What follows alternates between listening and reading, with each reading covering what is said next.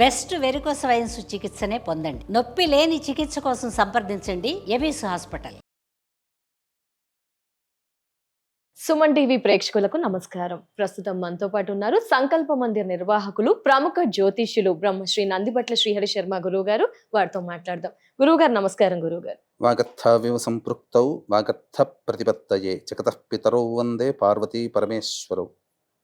ఆదిత్యాయ చ సోమాయ మంగళాయ బుధాయ చ గురు శుక్ర శనిభ్యశ్చ రాహవే కేతవే నమః. శృంగేరి జగద్గురు పీఠాధిపతులకి, కంచి పీఠాధిపతులకి నమస్కారములు తెలియజేసుకుంటూ కార్యక్రమాన్ని ప్రారంభిద్దాం. గురుగారు, మరి జనవరి 25న రథసప్తమి కదా గురుగారు, చాలా భక్తి శ్రద్ధలతో మేమంతా కూడా జరుపుకుంటాం. ముఖ్యంగా స్త్రీల విషయానికి వచ్చేసరికి వారు ఏమనుకుంటారంటే వారి భర్త వచ్చేసి చాలా బాగుండాలి అనుకుంటారు. పిల్లల విషయంలో కూడా ఇంకా మంచి ఆరోగ్యం, చదువు పరంగా కూడా బాగుండాలి అనుకుంటారు. అలాగే రథసప్తమి అనగానే స్నానానికి కూడా ఒక ప్రత్యేకత ఉంటుంది కదా గురువుగారు, మరి ఏంటి ఆ స్నానం పూర్తి వివరణ తెలియజేస్తారా గురువుగారు? రథసప్తమి మాఘ శుక్ల సప్తమి తిథి రోజున జరుపుకునేటువంటి పండుగ. ఈసారి విశేషంగా భాను సప్తమి, రథసప్తమి ఒకటే రావడం చాలా గొప్పదైనటువంటిది. కాబట్టి ఈ రోజున అందరూ కూడా వీక్షించేటువంటి సుమన్ టీవీ ప్రేక్షకులు అందరూ కూడా చక్కగా సప్తమి వ్రతాన్ని ఆచరించండి. ఈ సప్తమి వ్రతము అనగానే మొట్టమొదటిగా మనకు గుర్తొచ్చేటువంటిది స్నానం. ప్రధానంగా స్నానమే, తదనంతరం చేయాల్సినటువంటి వ్రత విధానం. స్నానము అనేటువంటిది ప్రత్యేకంగా చెప్పబడి ఉందమ్మా. అంటే ఈ సప్తమి వ్రతాన్ని ఆచరించడానికి ముందు రోజు షష్ఠి తిథి రోజున మనం దీనికి సమాయత్తం అవ్వాలి. షష్ఠి తిథి రోజున దేవాలయానికి చేరుకొని, శివుడి యొక్క దేవాలయానికి చేరుకొని నమస్కారం చేసుకొని సప్తమి వ్రతాన్ని ఆచరిస్తున్నాను, నాకు శక్తిని ప్రసాదించు పరమేశ్వర అని చెప్పి వేడుకొని ఆ నవగ్రహాల్లో ఉన్నటువంటి సూర్య భగవానికి మనస్ఫూర్తిగా నమస్కారం చేసుకొని ఇంటికి వచ్చి షష్ఠి తిథి రోజున ప్రధానంగా రావాలి. అది ప్రదోష కాలంలో చేయాలి. కానీ షష్ఠి తిథి రోజునే ప్రధానంగా స్నానం ఆచరించిన తర్వాత దీనికి సమాయత్తం అవుతున్నాము అనే ఉద్దేశంతో నువ్వులను బాగా దచ్చితే పిండి అవుతుంది, దాన్ని ఒంటికి రాసుకోవాలి స్నానం ఆచరించిన తర్వాత. ఇది తదనంతరం దేవాలయానికి చెప్పిన విధంగా వెళ్ళాలి.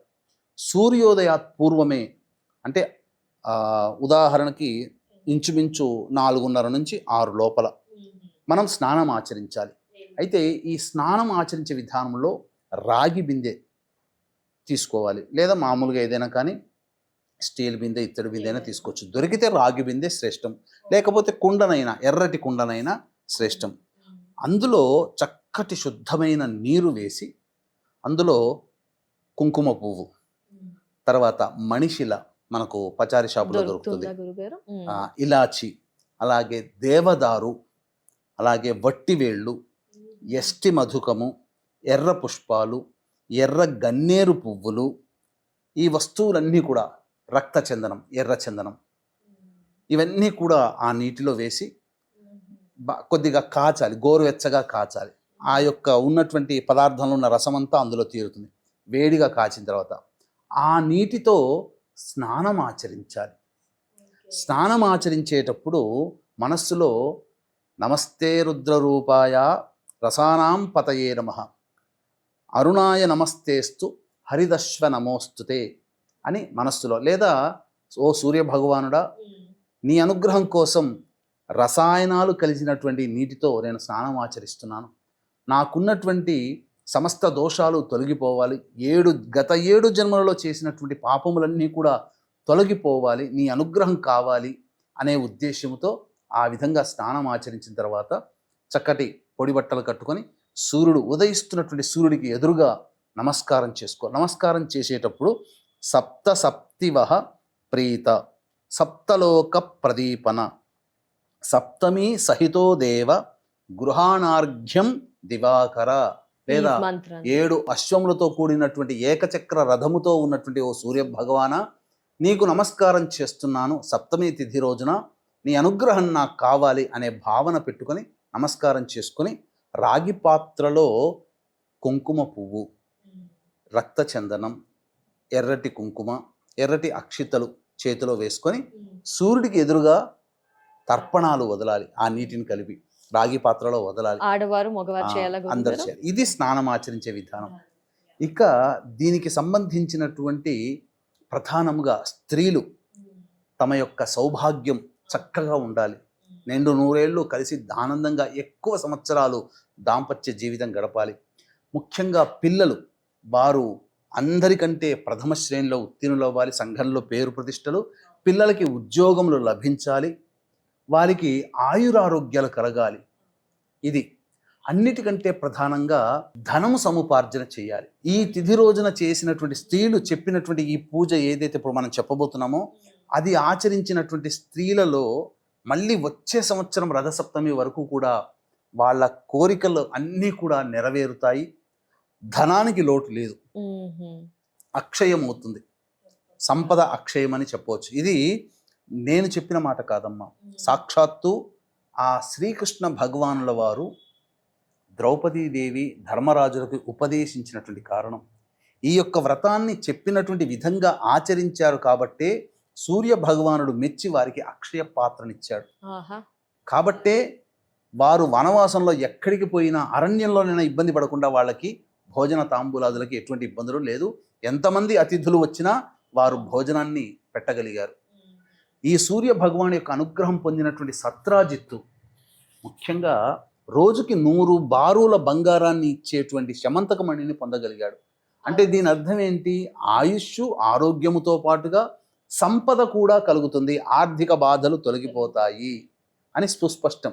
అవును గురుగారు. కాబట్టి ఎవరికైనా రాజకీయ పదవి కావాలన్నా, ఉద్యోగముల అభివృద్ధి కావాలన్నా, ఉద్యోగం లభించాలన్నా ఈ సప్తమి తిథి రోజున ఇప్పుడు చెప్పబడేటువంటి చిన్నపాటి వ్రతం, అది పెద్దగా ఏం కాదు, ఆ వ్రతాన్ని ఆచరిస్తే చేసుకోవచ్చమ్మా. వీక్షించేటువంటి ప్రేక్షకులు కూడా ఈ యొక్క రథ సప్తమి సందర్భంగా మన పీఠం ఆధ్వర్యంలో మీ జాతకరీత్యా కలుగు విద్య, వివాహ, ఉద్యోగ, దాంపత్య, అనారోగ్య సమస్యల నివారణకి దశమహావిద్యలలో భాగంగా ప్రత్యంగిర, బగలాముఖి, రాజశ్యామల, వారాహి, ధూమవతి హోమాలతో పాటు మేష, మిథున, కర్కాటక, సింహ, కన్య, వృశ్చిక, ధనస్సు, కుంభమీన రాశుల్లో జన్మించిన వారికి శనిదోష నివారణ పూజలు, హోమాలతో పాటుగా మృత్యుంజయ హోమం, సుదర్శన హోమము అనేటువంటిది జరిపించడం జరుగుతుంది. ఈ కార్యక్రమంలో నమోదు చేసుకున్నటువంటి వాళ్ళకి శక్తిపాతము చేసినటువంటి కరుంగలి మాల ఇవ్వడం జరుగుతుంది. అవకాశం ఉన్న వాళ్ళు కార్యక్రమ తదనంతరం కాంటాక్ట్ చేసి మీ గోత్రనామాదులు నమోదు చేసుకోవచ్చు. ఇక ఈ వ్రతాన్ని చేసేటప్పుడు స్నానం ఆచరించి చెప్పిన విధానం చెప్పాం కదా, స్నానం ఆచరించి అర్ఘ్యం చెప్పాం కదా, అప్పుడు తులసి చెట్టు దగ్గరనైనా కానీ లేదా ఏదైనా తూర్పు ప్రదేశంలో శుభ్రమైనటువంటి ప్రదేశంలో అష్టదళ పద్మము వేయాలమ్మా.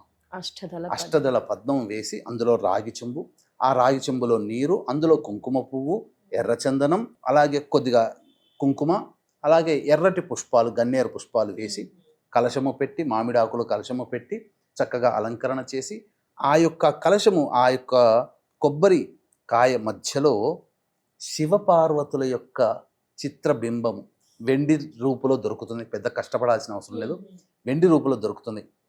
అష్టదళ పద్మం వేసి ఆ విధంగా కలశాన్ని శివపార్వతుల ప్రతిమతో సహా అక్కడ పెట్టి అప్పుడు ఆ కలశాన్ని పంచోపచార విధానంగా పూజ చేసి, గణపతి అనుజ్ఞ తీసుకుని పంచోపచార విధానంగా పూజ చేసి శివ సహస్రనామము, అలాగే గౌరీ సహస్రనామం లేదా దుర్గా సహస్రనామము, సూర్య సహస్రనామము పారాయణం చేసి రాగి పాత్రలో ఆ 2 నాగవల్లి అంటే తమలపాకులు పెట్టి వాటి మీద కొన్ని ఎర్రటి అక్షతలు వేసి దాని మీద మనం పూజ చేసినటువంటి శివపార్వతుల చిత్రపటం చిన్నది ఉంటుంది కదమ్మా, దాన్ని వేట్టి రాగి పాత్ర నిండుగా చక్కగా బియ్యము పోసి దాని మీద ఈ సంబంధించినటువంటి నాగవల్లి తమలపాకులు, ఎర్రటి అక్షతలు, ఆ యొక్క ప్రతిమ, 2 ఫలములు, అందులో దాంతోపాటుగా బ్రాహ్మడికి దక్షిణగా ఇచ్చి అప్పుడు ఎర్రటి వస్త్రము, ఈ సంబంధించినటువంటి రాగి పాత్రతో నిండి బియ్యముతో నిండినటువంటి రాగి పాత్ర, ఆ స్వామి వారి పార్వతీ పరమేశ్వర రూపు, ఇవన్నీ బ్రాహ్మణుడికి 11 గంటల 34 నిమిషాల లోపల దానం చేయాలమ్మా.